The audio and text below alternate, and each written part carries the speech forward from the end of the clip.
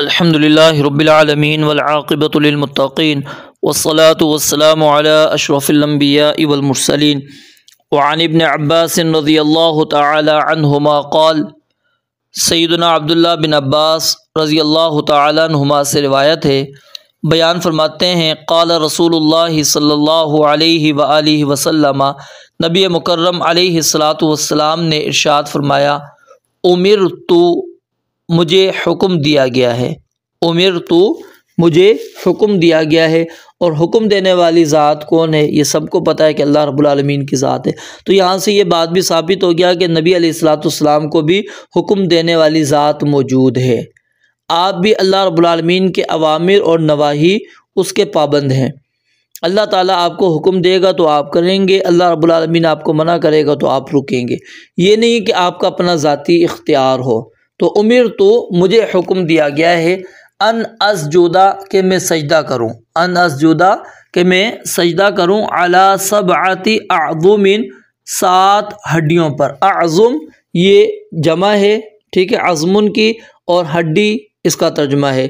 اور بعض روایت کے اندر علی سبعۃ اعضاء کے الفاظ بھی ہیں، تو دونوں کا مطلب ایک ہی ہے۔ امرت مجھے حکم دیا گیا ہے ان اسجدا کہ میں سجدہ کروں علی سبعۃ اعظم 7 اعضاء پر، علی الجبہۃ پیشانی پر، علی الجبہۃ پیشانی پر، واشار اور نبی علیہ الصلاۃ والسلام نے اشارہ کیا بیدہ اپنے ہاتھ کے ساتھ، الی انفہ اپنی ناک کی طرف، اپنی ناک کی طرف، یعنی نبی علیہ الصلاۃ والسلام نے چہرے کے اندر، پیشانی کے اندر آپ نے کس کو شامل کر لیا ہے؟ ناک کو بھی۔ تو یہ ایک ہو گئے، یہ دو نہیں ہیں، ٹھیک ہے۔ والیدین اور دونوں ہاتھ۔ یدن کا لفظ جب بھی قرآن و حدیث کے اندر آپ پڑھیں گے مطلق طور پر آئے، جب بھی مطلق طور پر لفظ ید آئے گا تو اس سے مراد ہتھیلیاں ہوں گی، اس سے مراد ہتھیلیاں ہوں گی، پورا ہاتھ مراد نہیں ہوگا۔ جب وضاحت کے ساتھ آ جائے گا جیسے فَاغْسِلُوا وُجُوهَكُمْ وَأَيْدِيَكُمْ إِلَى الْمَرَافِقِ، مرافق آ گیا ہے إِلَى الْمَرَافِقِ، تو یہ پورا شامل ہو جائے گا۔ نہیں ہے جیسے وَالسَّارِقَةُ وَالسَّارِقَةُ وَالسَّارِقُ وَالسَّارِقَةُ فَاقْطَعُوا أَيْدِيَهُمَا، اب وہاں مطلق ہے تو یہ کیا ہے؟ ہتھیلی مراد ہے کہ اس کی ہتھیلی کاٹی جائے گی، تو یہ ذہن میں رکھ لیں۔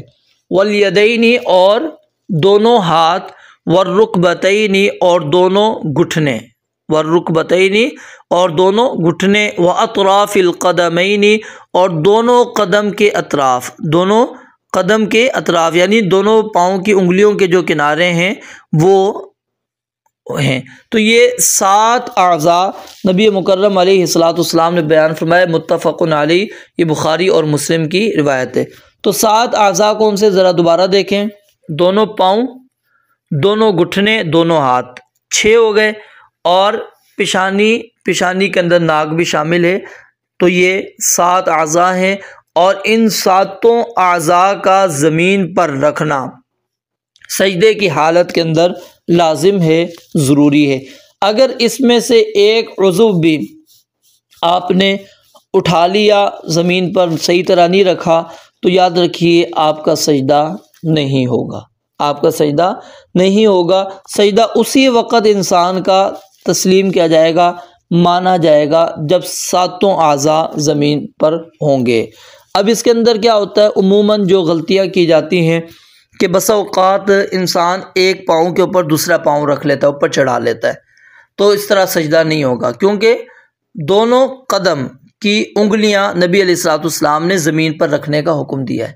دونوں پاؤں کی انگلیاں، دونوں قدم کی انگلیاں، اطراف القدمین، یہ زمین پر رکھنے کا حکم ہے۔ اب اس نے ایک پاؤں اٹھا لیا تو اس کا سجدہ نہیں ہوگا۔ تو یہ غلطی ہمیں نہیں کرنی چاہیے، کوشش یہی کرنی ہے کہ سجدے کے اندر ہماری جو انگلیاں ہیں وہ ساری کی ساری وہ کہاں پر ہوں؟ اس کا رخ قبلہ رو ہو۔ لیکن اگر کسی وجہ سے کسی کی نہیں ہو پا رہی، ساری انگلیاں کچھ ہو گئی ہیں، کچھ رہ گئی ہیں، تو اس کا سجدہ انشاءاللہ ہو جائے گا، لیکن اس کی کیا ہے؟ موجود تھی۔ اور اسی طرح اس کے اندر ایک اور جو غلطی کی جاتی ہے وہ کیا ہے کہ بسا اوقات وہ ہاتھ بندہ اس طرح رکھ رہا ہوتا ہے، یعنی انگلیاں کو پور رکھ لیا اور بیچ میں سے اس نے اٹھا لیا، نہیں، اس کو پورا جما کر آپ نے ہاتھ کو رکھنا ہے، یا ایک ہاتھ کو آپ اٹھا لیں، یہ بھی درست نہیں ہے۔ پھر اسی طرح بعض کیا ہے پیشانی کو لگا لیتے ہیں، ناک کو اوپر کر لیتے ہیں، ناک نہیں لگاتے، بعض ناک کو لگا لیتے ہیں، پیشانی کو اٹھا لیتے ہیں۔ تو یہ غلطیاں نہیں کرنی، ہم نے پورا سجدہ کرنا ہے، اور سجدے کے اندر کیا ہے 7 اعضاء کا زمین پر لگنا لازم ہے، ضروری ہے۔ اگر انسان نے 7 اعضاء زمین پر نہیں لگائے اس کا سجدہ نہیں ہوگا۔ ہاں الا یہ کہ کوئی عذر ہے، عذر کیا ہے، اس کی پیشانی کے اوپر چوٹ وغیرہ لگی ہوئی ہے، پیشانی پر چوٹ لگی ہے، باقی ہاتھ پاؤں اس کے سلامت ہیں، تو اب اس صورت کے اندر پیشانی تو وہ زمین پر نہیں لگا پا سکتا، ماتھا نہیں لگا سکتا، کیونکہ ناک پر یا اس کی جو ہے اس کے اوپر پیشانی کے اوپر چوٹ وغیرہ آئی ہوئی ہیں۔ تو اس صورت کے اندر فاتقوا اللہ ما استطعتم کے مطابق اس بندے نے ہاتھ بھی زمین پہ رکھنے، اور دونوں گھٹنے بھی، اور دونوں پاؤں بھی۔ یہ نہیں ہے کہ وہ اب شخص جو ہے سجدے کے اندر اب باقی اعضاء بھی وہ زمین پر نہیں رکھے گا، نہیں، باقی 6 اعضاء وہ زمین کے اوپر رکھے گا۔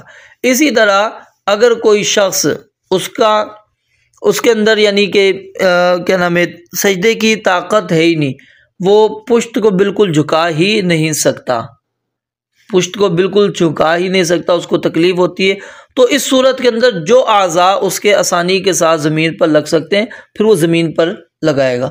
تو ہمارے ہاں جو کرسیوں پر بیٹھ کر نماز پڑھتے ہیں، نماز تو ہو جاتی ہے، لیکن اس کے اندر حتی الامکان کوشش یہی کرنی چاہیے کہ نیچے بیٹھ کر پڑھیں، نیچے بیٹھ کر پڑھیں، تو اس میں کیا ہوتا ہے کہ انسان باقی اعضاء جو ہے وہ آسانی کے ساتھ زمین کے اوپر لگا سکتا ہے۔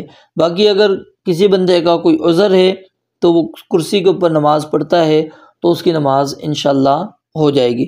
اور اسی طرح سجدے کے اندر جو ہے وہ اچھی طرح آپ نے اعضاء کو جمانا ہے، اچھی طرح آپ نے اعضاء کو کیا ہے جمانا ہے۔ اگر اعضاء آپ کے زمین پر جمتے نہیں ہیں تو پھر سجدہ آپ کا درست نہیں ہوگا۔ تو یہ 7 اعضاء کا سجدے کی حالت میں زمین پر لگانا ضروری ہے، اور اس کے اندر میں نے آپ کو بتایا کہ پیشانی اور ناک دونوں کے دونوں کیا ہے ایک ہیں۔ اس کو جب ہم الگ کریں گے، جیسے امام ابو حنیفہ رحمۃ اللہ علیہ وہ الگ کرتے ہیں، باقی ان کے دونوں شاگرد امام شافعی، امام احمد، امام مالک رحمۃ اللہ علیہ ان کا یہی موقف ہے کہ یہ ایک ہی عضو ہے، اور اگر کوئی بندہ ان میں سے ناک کو لگا لیتا ہے، پیشانی نہیں لگاتا، سجدہ نہیں ہوگا، پیشانی لگاتا ہے، ناک نہیں لگاتا، سجدہ نہیں ہوگا، امام ابو حنیفہ کے نزدیک ہو جاتا ہے۔